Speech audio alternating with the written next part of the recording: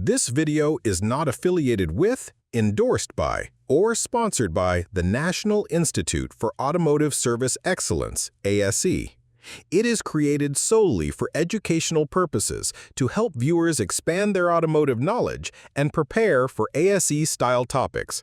For official information, study materials, and certification details, please refer directly to ASE. Hey everyone, welcome back to the channel. Today we've got something really helpful lined up for you. 50 practice multiple-choice questions to test your knowledge and help you study smarter. Whether you're brushing up for an exam, preparing for a certification, or just wanting to strengthen your automotive skills, this video is designed to guide you step by step. Grab a notebook, follow along, and see how many you can get right. Let's dive in and start learning together. 1. A vehicle bounces 3 times after hitting a bump. What does this indicate? A. Worn shock absorbers. B. Weak coil springs.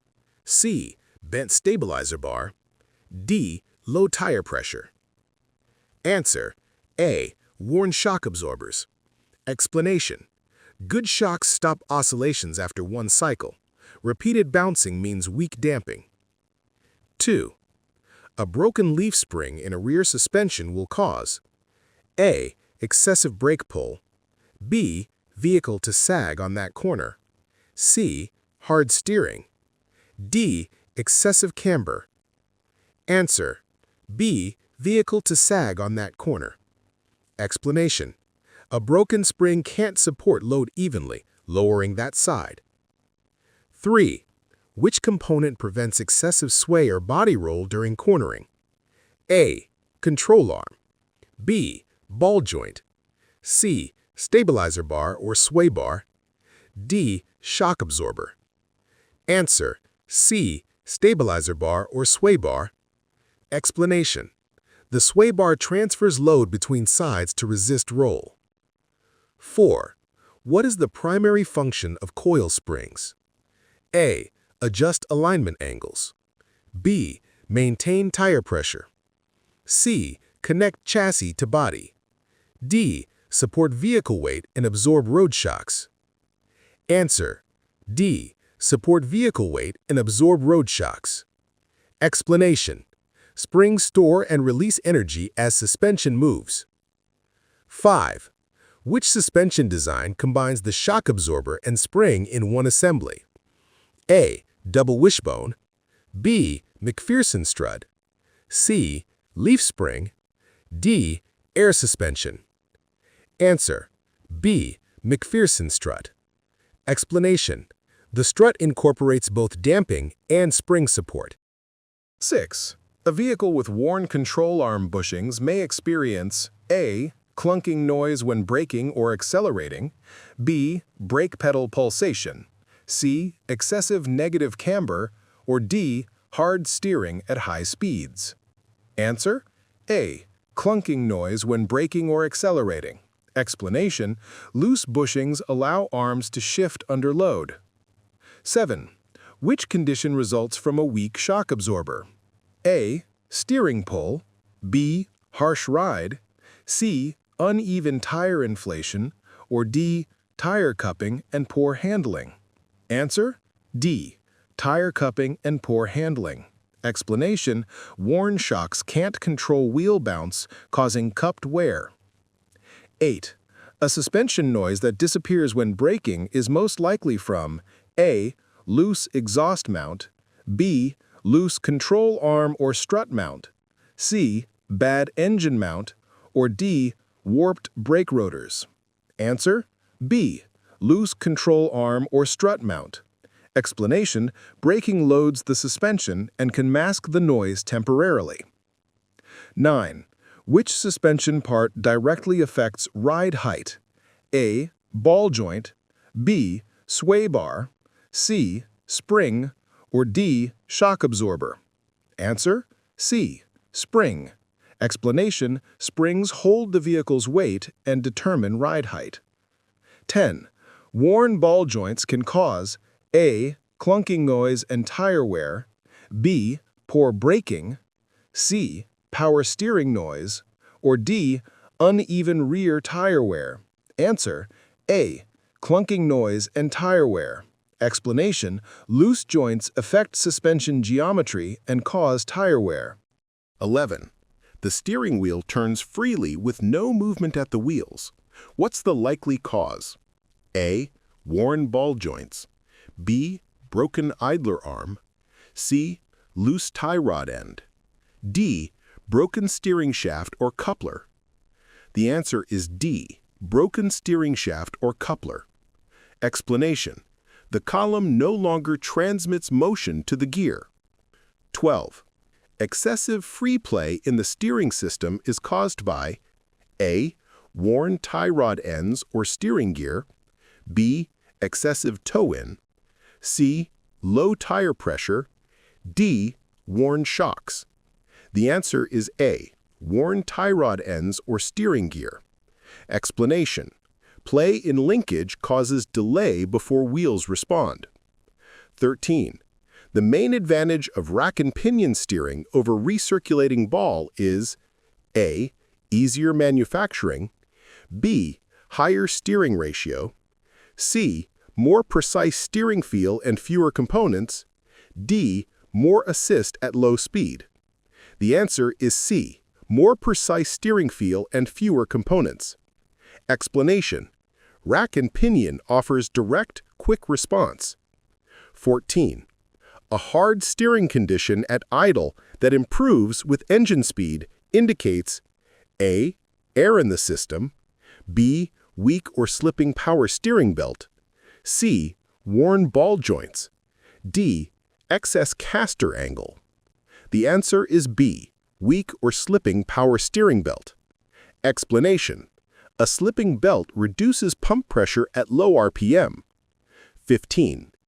Air in a hydraulic power steering system causes A. Brake pull. B. Loose steering feel. C. Hard steering at high speeds. D. Whining noise and foamy fluid. The answer is D. Whining noise and foamy fluid. Explanation: air bubbles cause cavitation and noise. 16. A power steering pump that makes noise only when turning right likely has A. Low fluid. B. Internal pump vane wear or restriction in return line. C. Loose drive belt. Or D. Worn control valve. Answer is B. Internal pump vane wear or restriction in return line. Explanation: partial restriction or uneven vane wear causes directional noise. 17. A binding condition when turning both directions usually indicates A. Worn tie rods. B. Unequal caster. C. Seized ball joints or strut mounts. Or D. Incorrect tire pressure. Answer is C. Seized ball joints or strut mounts. Explanation: mechanical binding prevents smooth steering movement. 18. Steering wheel return to center is controlled primarily by A. Caster angle. B. Toe setting. C. Camber angle. Or D. Steering ratio. Answer is A. Caster angle.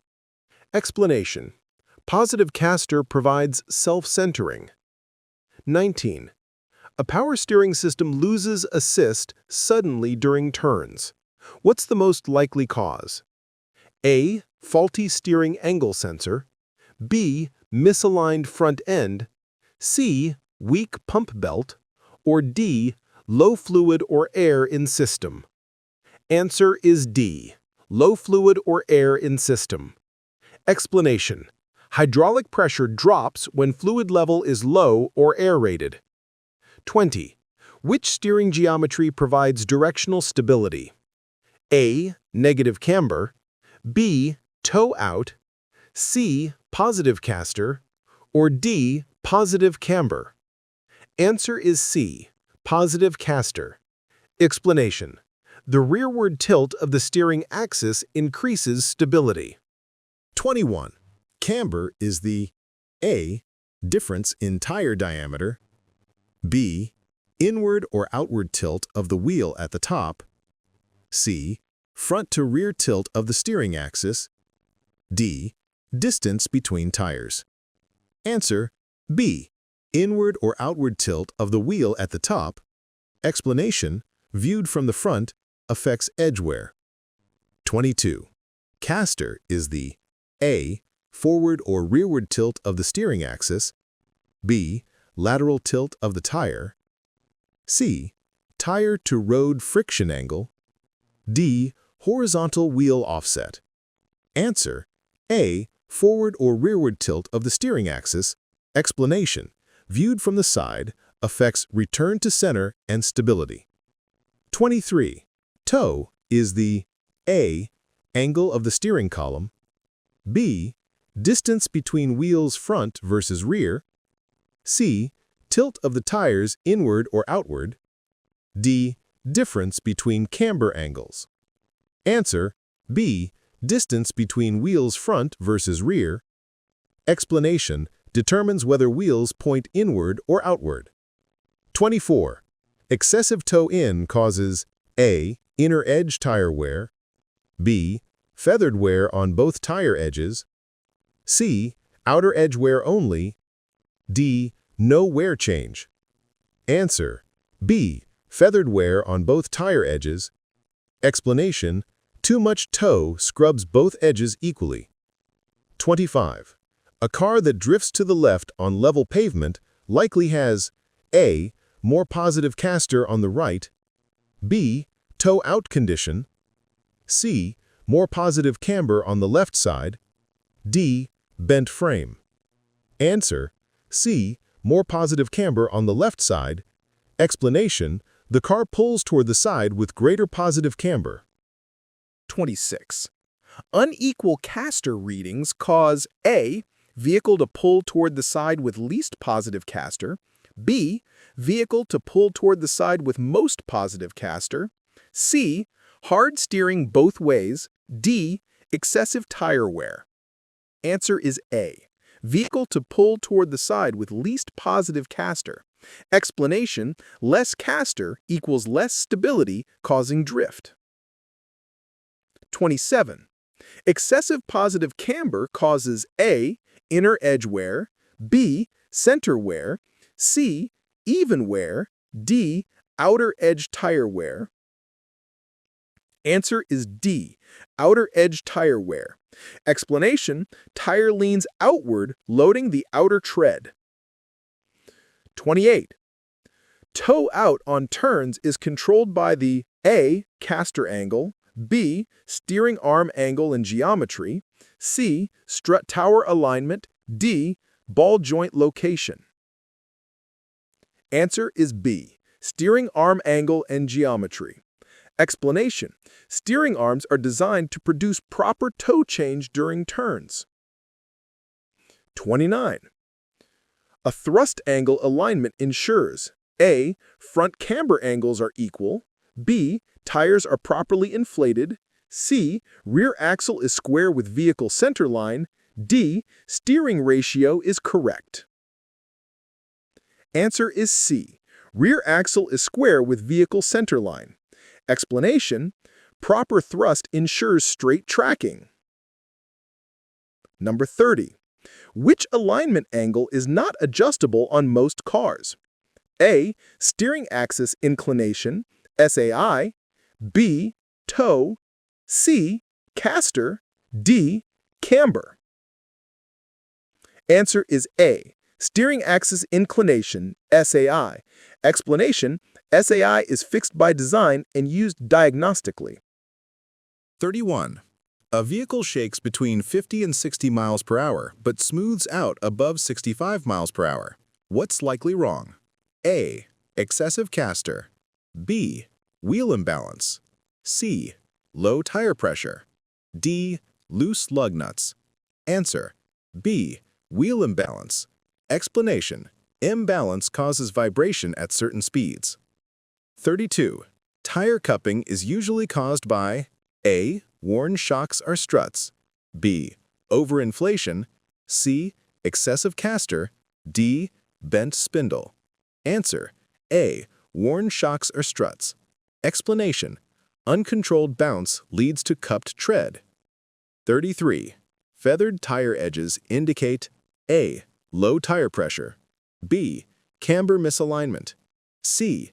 Incorrect toe setting, D. Excessive caster. Answer: C. Incorrect toe setting. Explanation: misaligned toe scrapes tread blocks unevenly. 34. A tire with bulging on the sidewall should be A. Balanced, B. Rotated, C. Replaced immediately, D. Reinflated. Answer: C. Replaced immediately. Explanation: bulges indicate broken cords, unsafe for use. 35. Proper tire inflation should be checked A. After driving 15 miles, B. When tires are cold, C. When tires are hot, D. After rotation.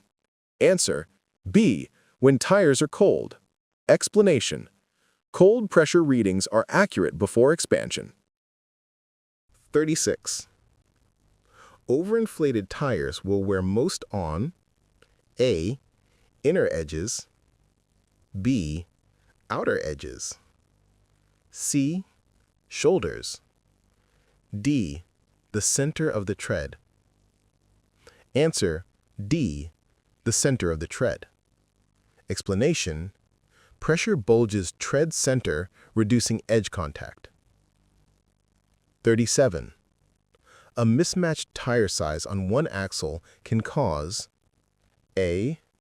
Steering pole, B. ABS or traction control warning, C. Engine hesitation, D. Brake fade. Answer: B. ABS or traction control warning. Explanation: unequal rotation speed triggers wheel speed sensor fault. 38. A bent rim causes A. Low fluid pressure, B. Lateral runout and vibration, C. Hard steering effort, D. Brake squeal. Answer: B. Lateral runout and vibration.